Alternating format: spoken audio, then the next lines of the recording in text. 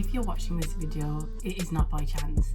And if you get to the end of this video, I will give you 1, 2, or maybe even 5 ways that you can cope on maternity leave. And these ways are ways that I have employed in my own life, and they've helped me, so I know. And I've gotten to the end of my maternity leave, which will be ending this April, most likely. And I'm in a much better space for it because of these 5 things.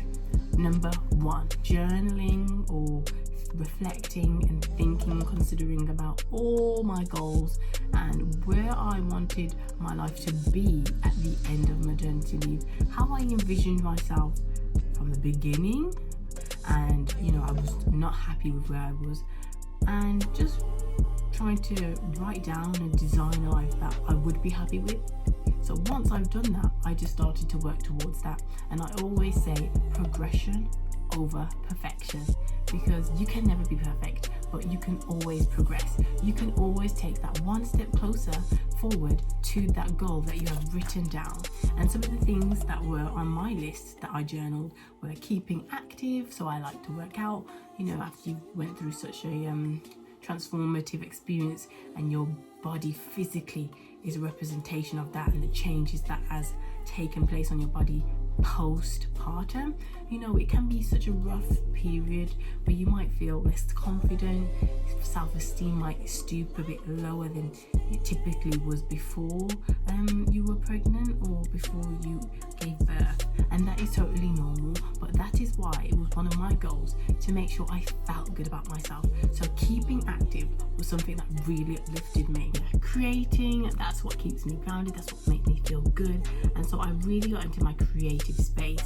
Also helping others. This is why I designed and created this channel, because I wanted to help mamas like yourself and other mamas around the world, and mamas that are in my actual life that I can connect with and get in touch with, to just help them in any way that I can during this time, during the season, to make their lives that much easier. Number 2, attending mamas groups and baby groups.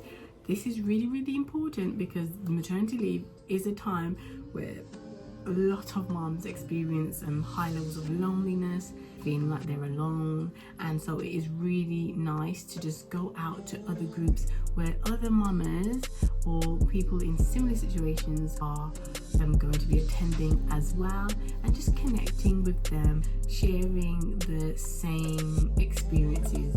So you're not alone and you're not crazy, and what you're going through and what you're experiencing is very much normal.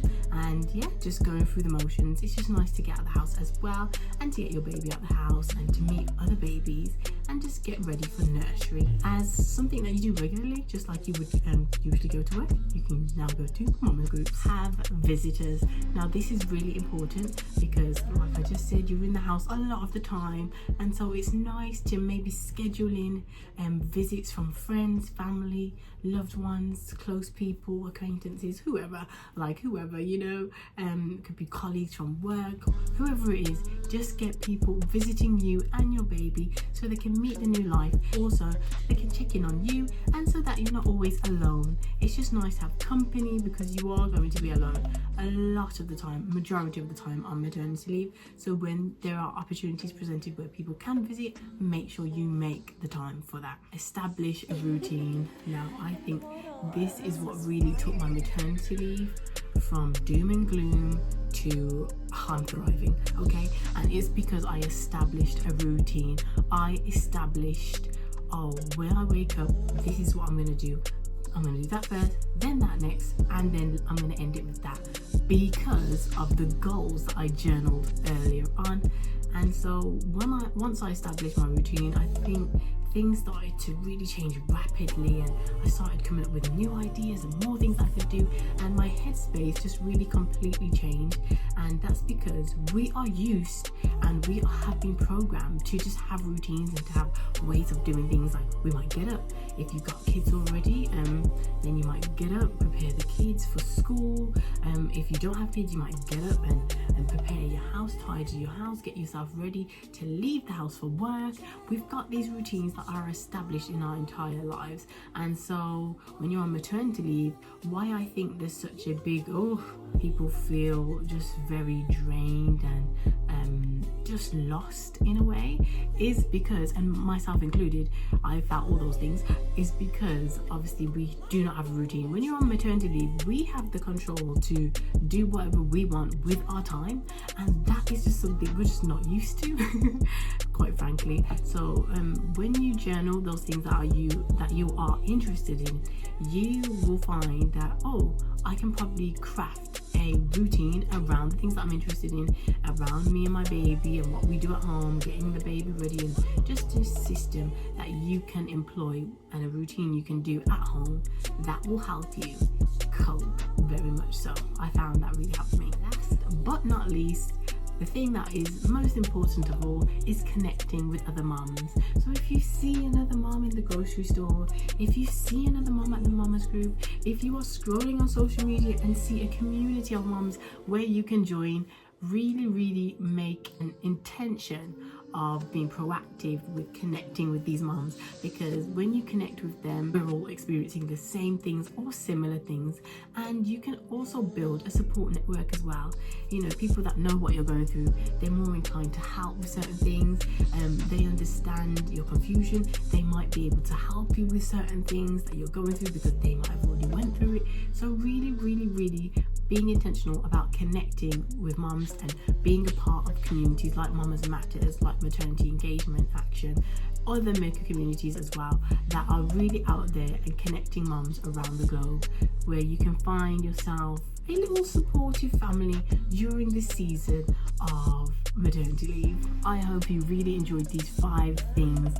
If you haven't found 5 of them useful, I bet you've found at least one of them useful, which if you employ just that one alone, that will change the way your maternity leave goes. If there's any more that you think are worthwhile mentioning, drop them down in the comment section below.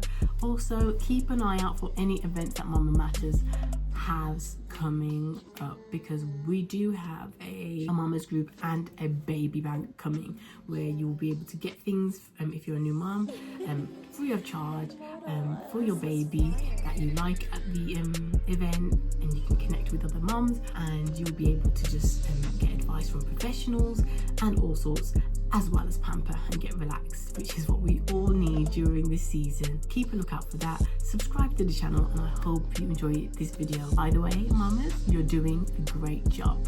Keep going. Bye bye.